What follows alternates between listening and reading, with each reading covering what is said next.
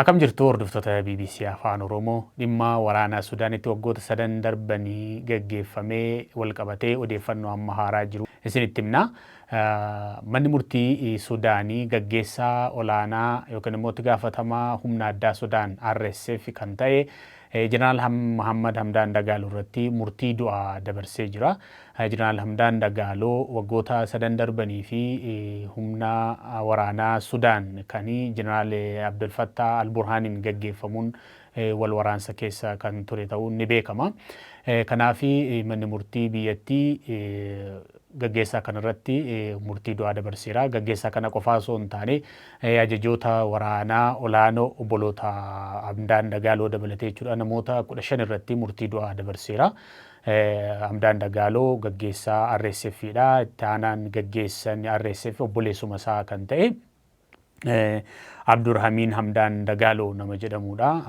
Maatiinumaan gaggeessachuun ni danda'ama jechuudha dhaabbata kana. Humna addaa Sudaan jechuudha. Itti gaafatamaan Hamdan Dagalo obboleessi isaa immoo itti gaafatamaa RSF yookiin immoo humna addaa Sudaaniti. Isaan dabalatee gaggeessitoota olaanoo humna addaa kanarratti murtii du'aa dabarseera. Sababni murtii du'aa dabarseef immoo keessumaa Darfur keessatti jechuudha naannoo humni addaa Sudaan kun to'ate giddugaleessa godhatee kan socho'u Darfuridha.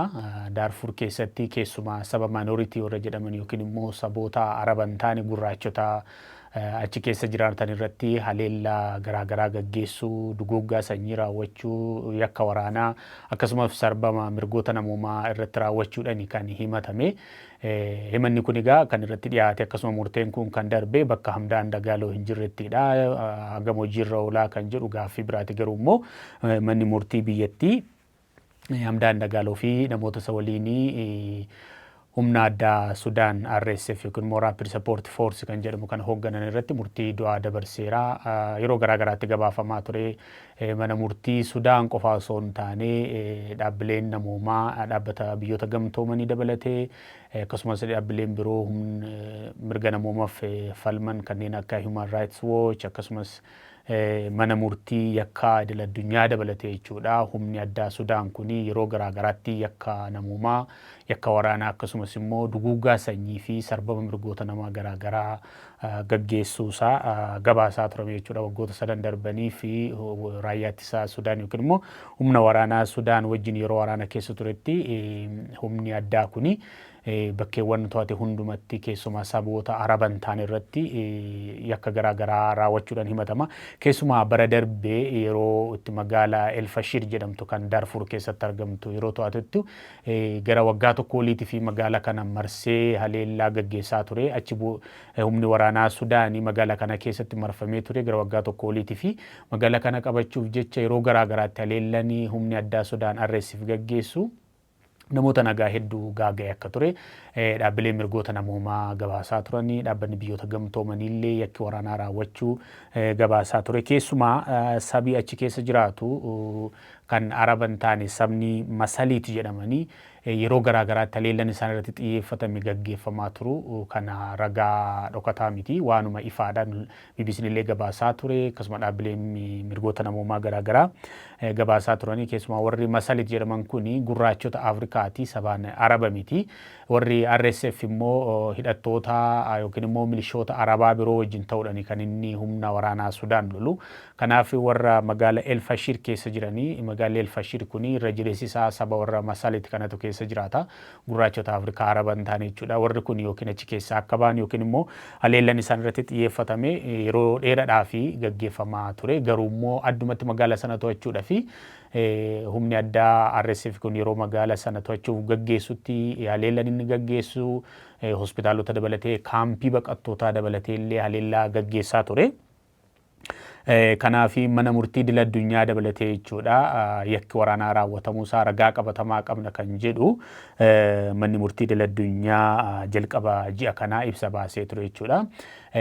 Kanaaf egaa manni murtii Sudaanii ajjee murtii du'aa gaggeessaa RSF fi qondaalota waraanaa irratti dabarsuunsaa ragaadhuma bu'uuraa kan dhaabbileen idil-addunyaa kanneen akka mana murtii akka idil-addunyaa kanneen akka dhaabbilee mirga namoomaa Human Rights Watch fi kanneen kaan irratti bu'uura godhachuudhaani qorannoo fi gaggeessanis dabalateeti kan murtii du'aa irratti dabarse. Jeneraal Mahammad Hamdaan Dagaaloo dabalatee obboloota isaa lama obboleessi isaanii tokko akkuma duraanuu kaasne Abdurrahim Hamdaan Dagaaloodha. Obboleessi isaa biraan ammoo Alqaanii Hamdaan Dagaaloodha. Akkasumas qondaalota olaanoo keessaa kanneen maqaan isaanii beekaman Daarfuritti itti gaafatamaa kan ta'e Abdurrahamaan Jumaa Barkallaa kan jedhamu namoota 15 murtiin du'aa manni murtii Sudaan irratti dabarseedha.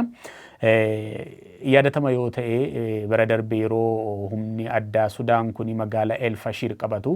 El Fashir jechuun humni addaa Sudaan RSF'n guutummaa Daarfur to'ate magaalaa sana qofatu harka humna waraanaa Sudaan ture. Sana immoo qabachuudhaa fi gara waggaa tokko oliiti kan waraana gaggeesse. Yeroo magaalattii qabatudha yakka waraanaa gurguddaa raawwachuudhaani kan beekama keessumaa The Butcher of El Fashir kan jedhamu namni Alfatta Abdullah Idris yookiin immoo Abululu jedhamu mata duree oduu idil-addunyaa ta'ee ture yerootti namoota nagaa jumlaadhaan ajjeesaa viidiyoo waraabanii miidiyaa hawaasarratti gadi lakkisaa turan bara darbee ni yaadatama. Suni ijoo dubbii idil-addunyaa illee ta'e ture jechuudha. Suni egaa magaalaa El Fashir yeroo qabatamtudha kan inni ta'e. Egaa waggoota sadan darban Sudaan keessatti waraana gaggeeffameen lubbuun namoota hedduu gaaga'ameera. Mootummaan kan biraa Sudaan keessatti dhaabbatee jira jechuudha.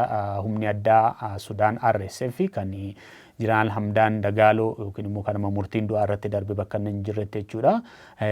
Naannoo lixa Sudaan dhuunfachuudhaani keessumaa bulchiinsa Daarfur dhuunfachuudhaani mootummaa haaraa hundeessira jechuudha. Parallel government immoo mootummaa Sudaan cinaatti mootummaan biraa hundaa'eera jechuudha.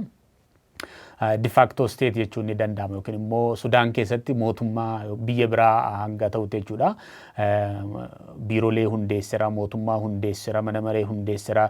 Sana bira darbee Hamdaan Dagaaloo Sudaan mootummaa biraa hundeeffate Sudaan keessatti jechuudha fi maallaqallee yookiin immoo nootii maallaqaa maxxansiisee jira jechuudha kan mootummaa Sudaan irraa adda ta'e jechuudha.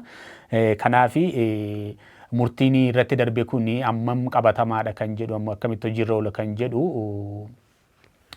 waan gara fuulduraatti ilaalamuudha. Sababni isaa ofiifuu mootummaa haaraa hundeeffatee jira lixa Sudaan to'atee Daarfur guutummaatti to'atee jechuudha.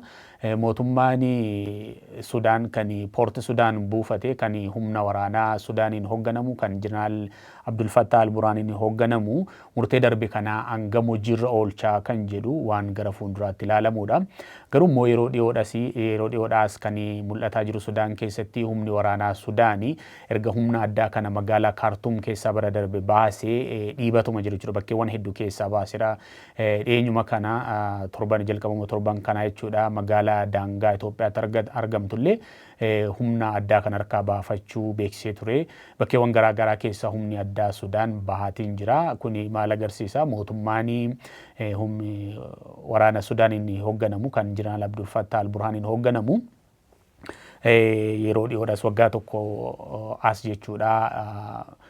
Caalmaa waraanaa bakkeewwan garaagaraa keessaa baasaa akka jiru argaa jira.